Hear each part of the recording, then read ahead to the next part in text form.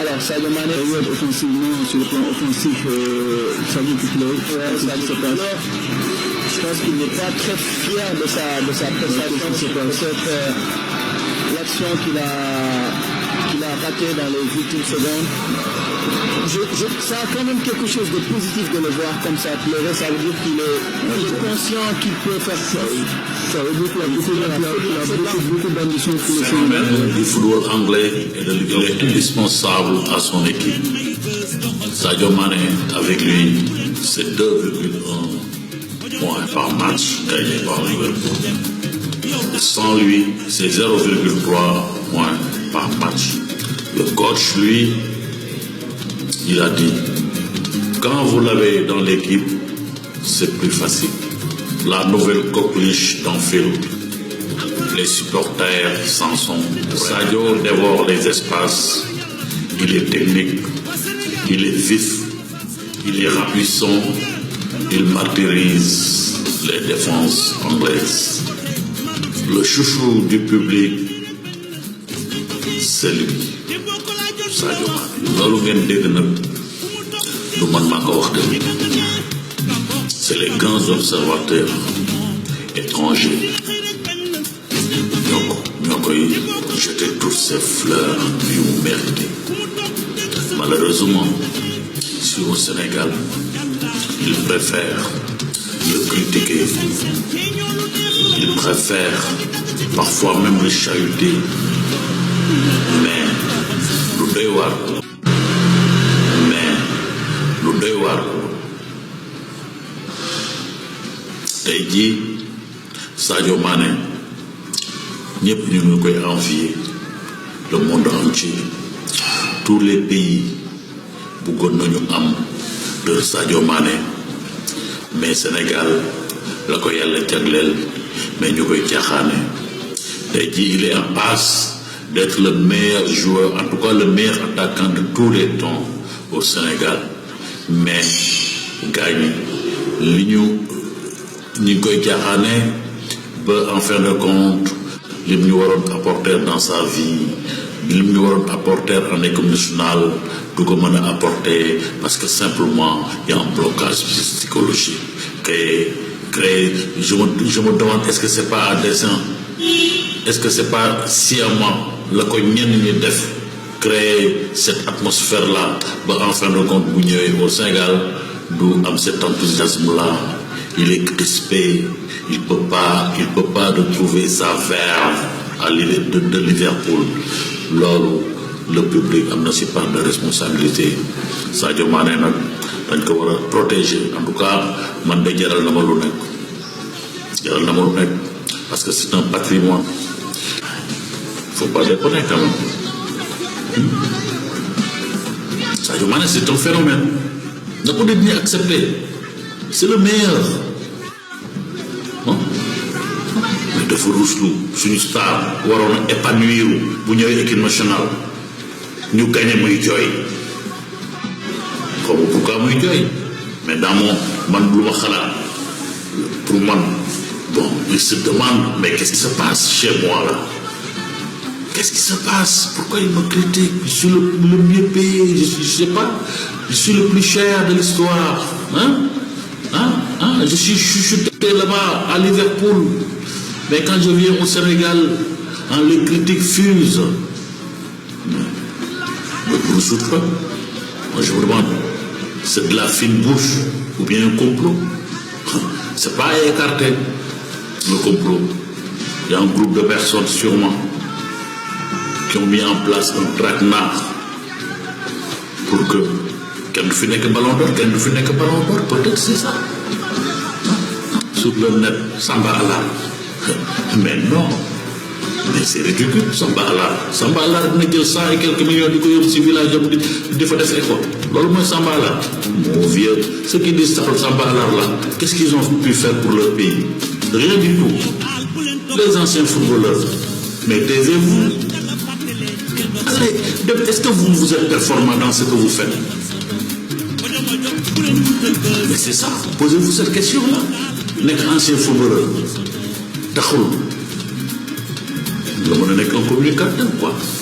taxul nga xam football dem jàngi football. football da nga koy jàng nooy expliquer jàng parce que yéen bu leen jëlee dans les télévisions comme consultant dafa am lay apporter sur le plan tactico-technique aux journalistes mais vous n'êtes pas là pour critiquer. Les critiques objectives, ok? Et Sadio Mané, vous là, qu'est-ce que vous avez pu faire dans vos carrières respectives?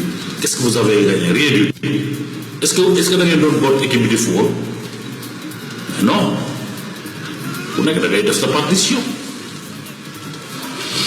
Alors, ne les diable parce que nous, au Sénégal, on n'a jamais eu une star bu tolloog ñoom Drogba bu tolloog il faut se dire la vérité. On a eu 2 stars yu ma xam muy Bokandé El Hadji Diouf mais pour kuy waxal yàlla mais egguñu niveau ay ñoom Eto'o ak Drogba. yaa que Sadio Mané moo leen mën a égaler wala mu dépasser leen moom dese na ko ay 7 ans de carrière ou bien 7 ans 8 ans. te bu ñu fàttali Sadio c'est 15 buts en équipe nationale. Sur les joueurs qui sont actuellement en activité mais c'est le meilleur buteur, c'est le meilleur passeur. bu ñu ko fàtte faut pas occulter ça. donc da leen koy jàppale Sénégal lu ñu jóg ñun ñëpp dañu bàyyi di wax ci télévision yi que Salah il a une longueur d'avance mais ça loolu dafa doy wax même bu dee dëgg la mais nañ ko noppi parce que ki war a voté di werante entre Salah et Sadio Mané bu gisee ni les Sénégalais sur les plateaux de télévision ils ont dit que Salah il a beaucoup plus de chance il est plus méritant mais ils vont plus parce que ki war a voté di werante entre Salah et Sadio Mané femmes yoo xam dafa am lu muy nuróol quoi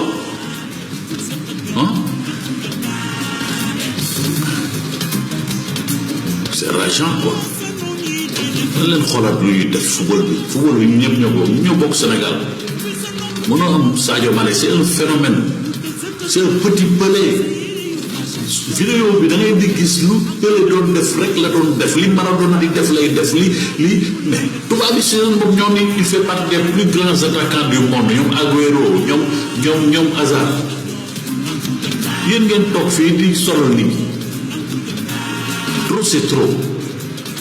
doomu jàmbur la doomu Sénégal la c'est un patrimoine qui doit être protégé parce que lu nekk mais surtout cette génération là les autres générations qu'est-ce qu'ils ont pu faire pour le Sénégal en tout cas kenn yóbbu ko de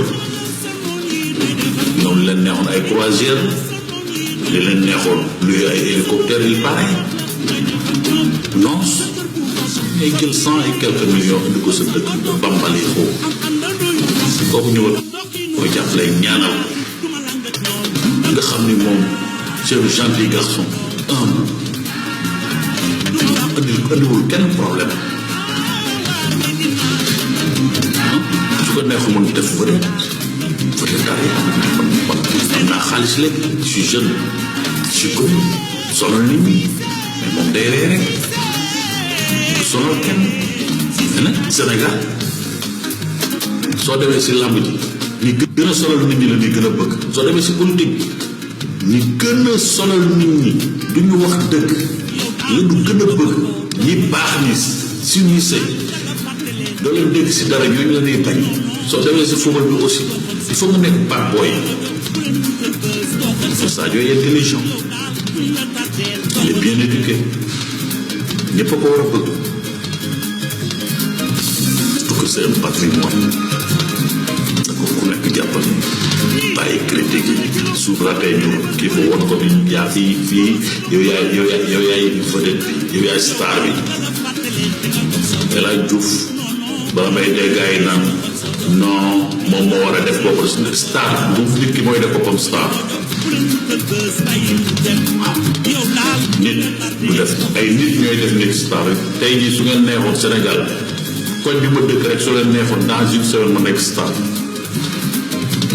waaw c'est le public qui choisit sa star El Hadj Diouf choisir ngeen ko mu nekk star fekk presque def fi dara boobu amagul Ballon d'Or amagul dara kii li mu def yëpp El Hadj Diouf def ko Liverpool moo xam te dëgg aussi El Hadj Diouf am na 2 Ballons d'Or mais mérité na ko nag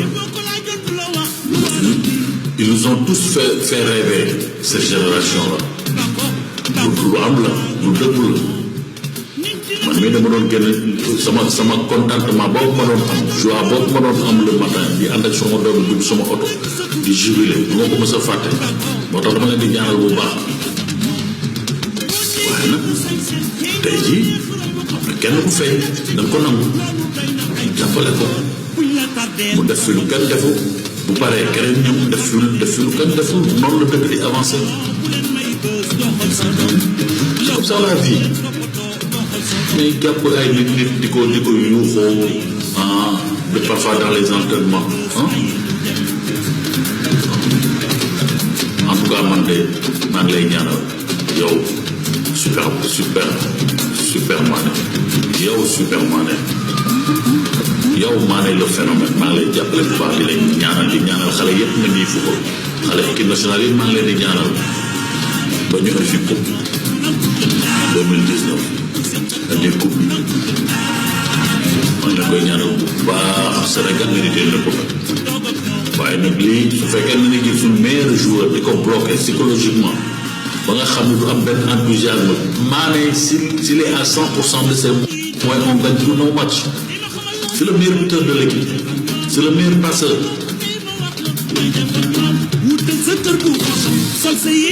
yal na yàlla defal sutura te may ñu ndam dans la